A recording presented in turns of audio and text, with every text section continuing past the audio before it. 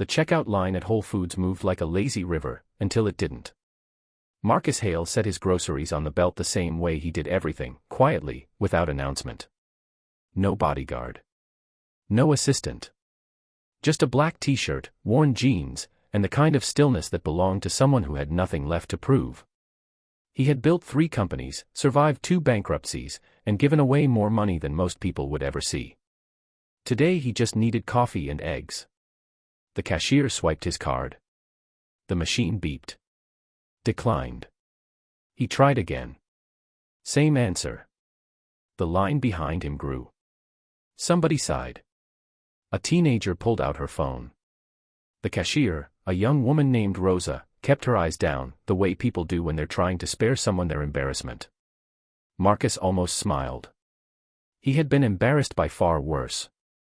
He reached for his phone to call his bank when he heard it. Here. He turned. A little girl, 7, maybe 8, stood behind him holding a worn canvas bag that seemed almost comically large for a small frame. She had pigtails slightly lopsided, a dinosaur backpack, and eyes that carried the particular seriousness of a child who had learned early that the world required her attention. She was already placing a handful of crumpled bills on the belt.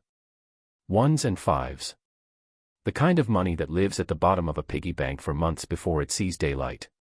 That's my allowance, she said simply. It's okay. You can use it.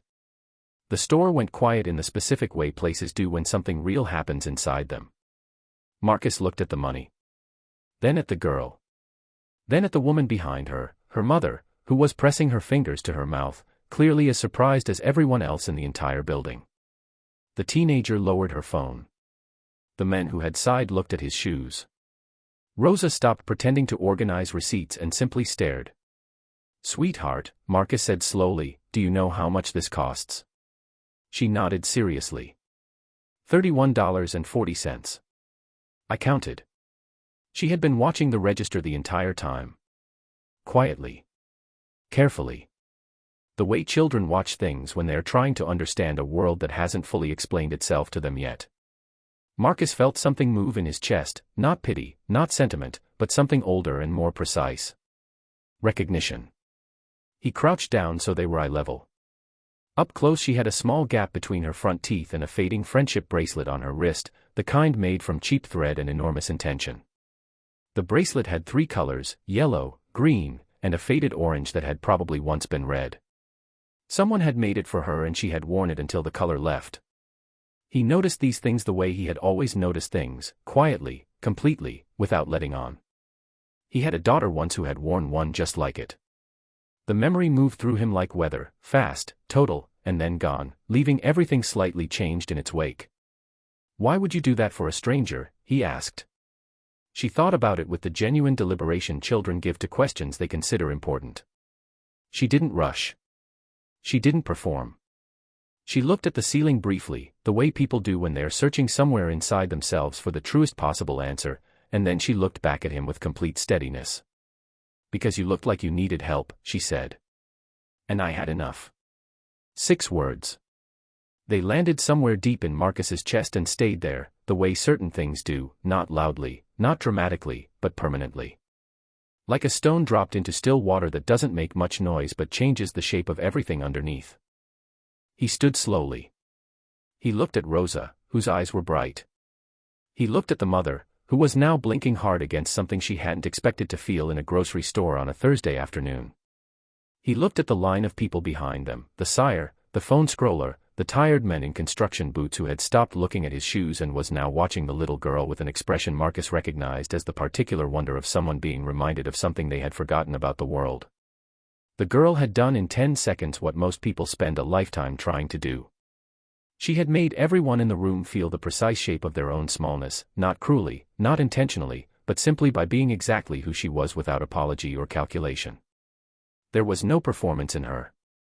There was no angle. She had seen a problem, assessed her resources, and acted. It was the clearest business logic Marcus had encountered in years, except it had nothing to do with business and everything to do with being human. Marcus gently pushed the crumpled bills back across the belt toward her. Keep it, he said quietly. You just taught me something worth a lot more than $31. He reached into his back pocket and pulled out a slim carbon black card, not the one that had failed, but the one he kept separate, the one his assistant had once asked about and he had simply said was for moments that mattered. He handed it to Rosa. She ran it. It cleared without a sound. But Marcus didn't leave.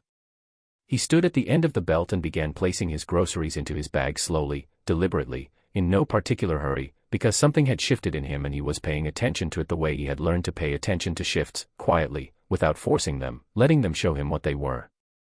The mother stepped forward.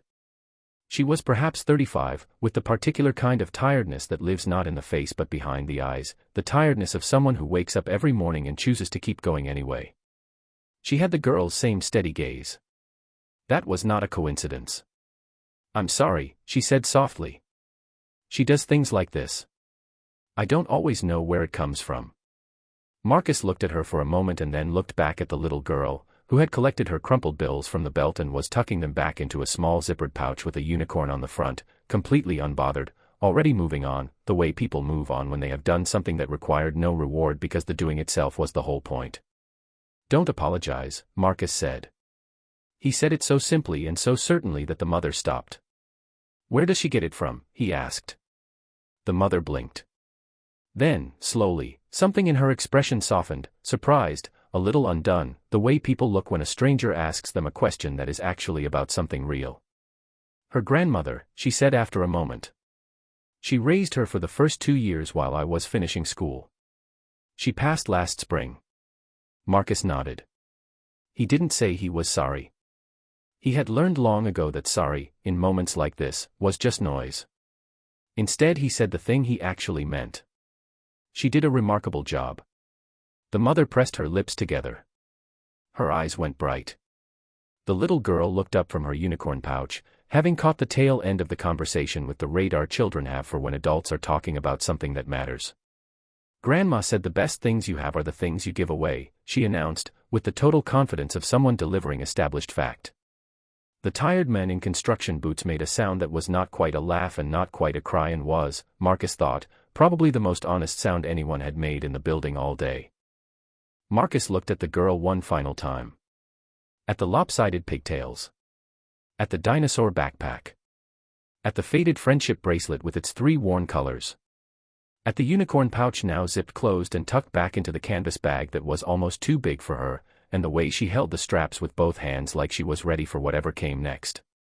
He had sat across from senators, CEOs, and world leaders. He had negotiated deals that moved markets. He had stood in rooms where the air itself seemed to cost something. He could not remember the last time anyone had made him feel the way this child had made him feel in 4 minutes in a grocery store checkout line. He picked up his bag.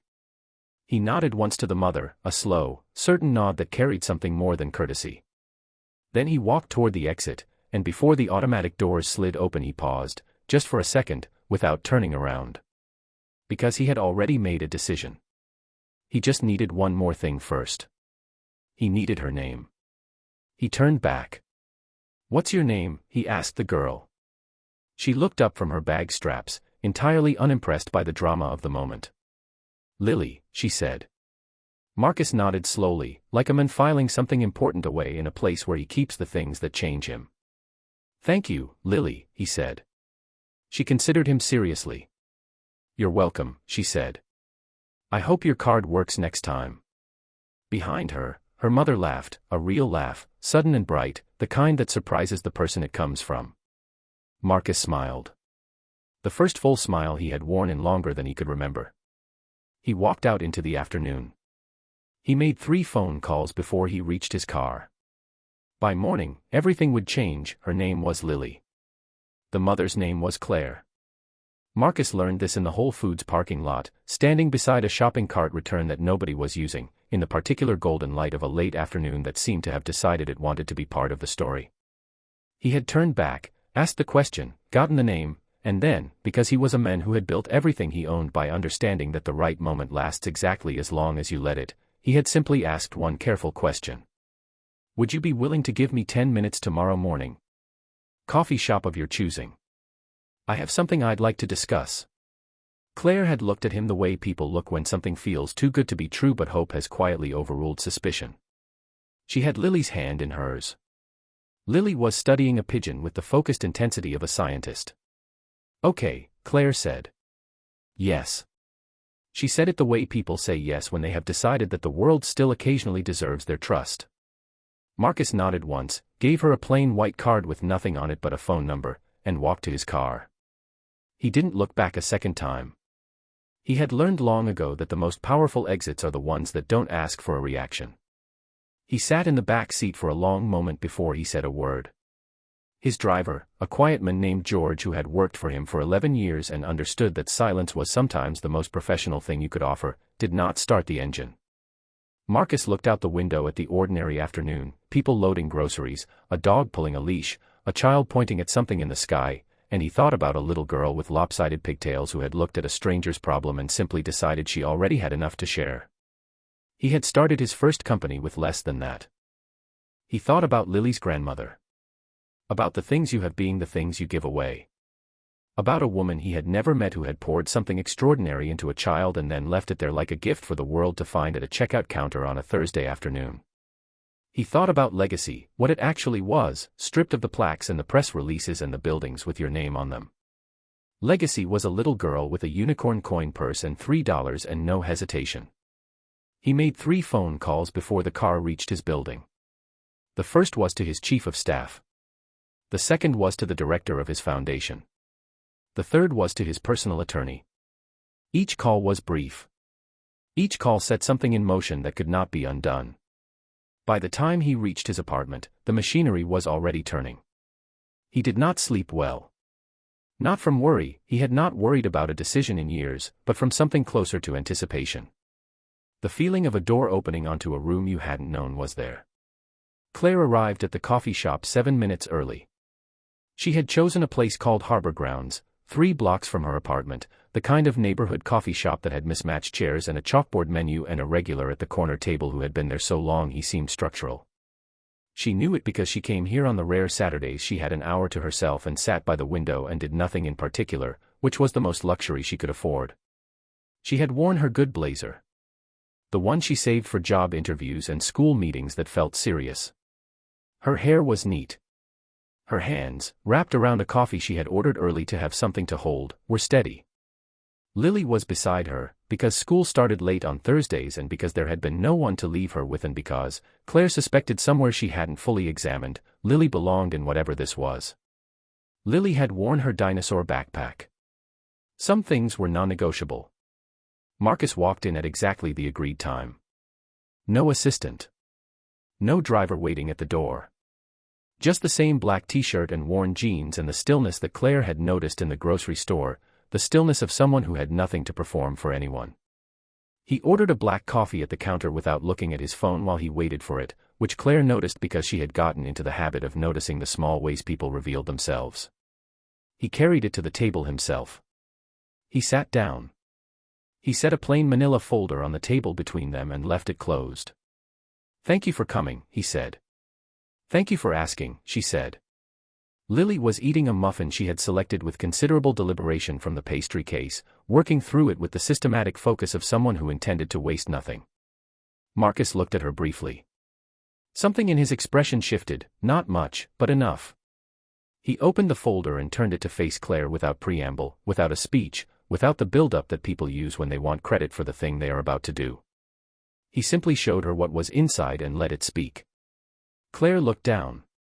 She read the first page twice. Then she looked up at him, and her face did something complicated, the expression of a person receiving information that their body has understood before their mind has fully caught up. It was a job offer. Director of Patient Advocacy at his healthcare foundation.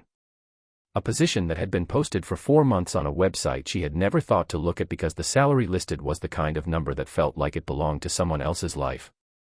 The position required exactly what she had spent 6 years building in a job that paid her less than she was worth in a building where nobody knew her name. It required her medical billing expertise. Her patient communication skills. Her ability to navigate systems that were designed to confuse the people they were supposed to serve. It required, in precise professional language, everything she actually was. She turned to the second page. She stopped breathing for a moment. A scholarship. 4 years. already funded. For a university of the recipient's choice. The recipient's name, typed cleanly in the center of the page, was Lily. Claire looked up. "I don't understand," she whispered. Marcus wrapped both hands around his coffee cup the way people do when they want to be careful with what they say next. "Your daughter looked at a stranger and gave everything she had," he said, "because she decided it was the right thing to do. I've spent 20 years in rooms full of people worth hundreds of millions of dollars. I have sat across from people who could write checks that would solve problems most of us will never even see up close." He paused. "Almost none of them have done what she did yesterday. Not once. Not without a reason." He looked at Claire steadily. "I want to invest in the person who raised her." Claire pressed her hand over her mouth. She had promised herself in the bathroom mirror that morning that she would not cry. She was a woman who had kept herself together through things that would have folded most people in half. She had kept it together for 2 years without a partner, for 6 years in a job that undervalued her, for a year and a half since her mother died and left a lily-shaped piece of the world that only she could now fill. She had kept it together. She did not keep it together.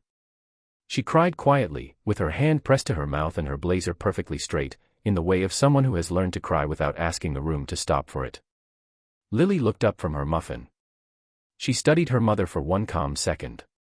Then she reached over and placed her small hand on Claire's arm, steady, sure, unhurried, and patted it twice. She had done this before. Many times. The hand knew exactly where to go. "It's happy crying," Lily informed Marcus, as though he might need clarification. Marcus looked at the small hand on Claire's arm. At the faded friendship bracelet. At the girl who had given her allowance to a stranger and was now comforting her mother in a coffee shop with the same uncomplicated certainty she brought to everything. He felt something in his chest that he had not felt in a long time. Not the satisfaction of a deal closed. Not the clean resolution of a problem solved. Something older than that. Something that lived below the level of achievement and strategy and forward motion, in the place where a person keeps the things that actually matter to them, the things they return to in the quiet hours when the work is done and the rooms are empty and the question of what any of it was for becomes suddenly and undeniably present. He thought about his daughter. About her friendship bracelet. About the things you carry and the things you give away and the thin, luminous line between them. "Did I help again?" Lily asked. She was looking at him with the same serious dark eyes from the grocery store. Direct. Patient. Already certain that the answer mattered. Marcus looked at her for a long moment. "You keep helping," he said. "Every time." She considered this with appropriate gravity. Then she picked up the remaining half of her muffin, nodded once as though they had concluded an important piece of business, and returned to the serious work of finishing her breakfast.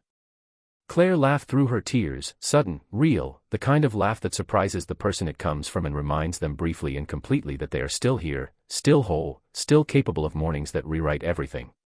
Marcus smiled. Outside the window, the ordinary city continued its ordinary morning, people walking to work, a bus pulling away, a dog investigating something on the sidewalk with enormous professional interest. Inside harbor grounds, something had shifted that would not shift back.